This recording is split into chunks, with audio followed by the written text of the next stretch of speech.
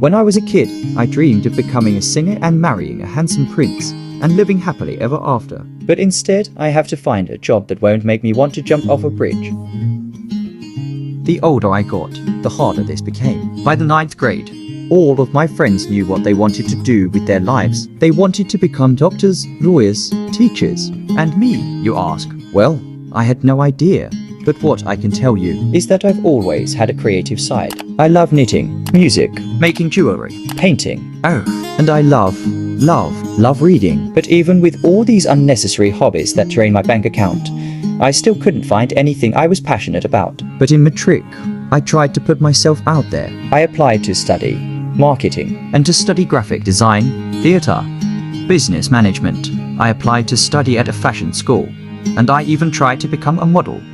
To my surprise, I got accepted for most of these. You'd think that I would have figured things out by now, but all I felt was more pressure. I was at a point where my mental state was starting to look like this guy over here. So I decided to take a year off and eat, pray, love. During this year, I traveled the world in hopes to find myself.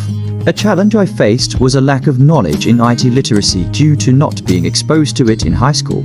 So this is when I decided to study a short course in digital painting and graphic illustration to see if it would help me find what I wanted to do and to improve my skills in graphic design. This is one of the artworks I made.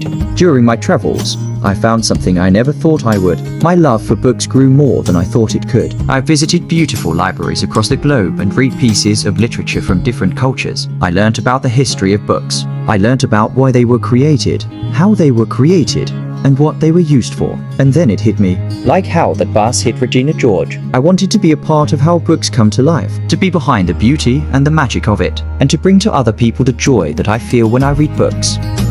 So I began my research on job careers where I can combine my love for books and art all together. Then I found it. Publishing at the University of Pretoria. It was perfect. It was everything I've ever wanted. It almost feels as though it was waiting for me to find it. And now here I am, in 2024, at the University of Pretoria studying publishing, expanding my knowledge on IT literacy by learning skills such as coding and animation development. Do I know if it's what I'm meant to do? No, I don't. That is yet to be determined in the future. But what I can tell you is that as of right now, I feel like the decision was worth the wait. And someday, it will lead to something amazing. And that is the story of how I became an IT student. The end. Thank you for tuning in.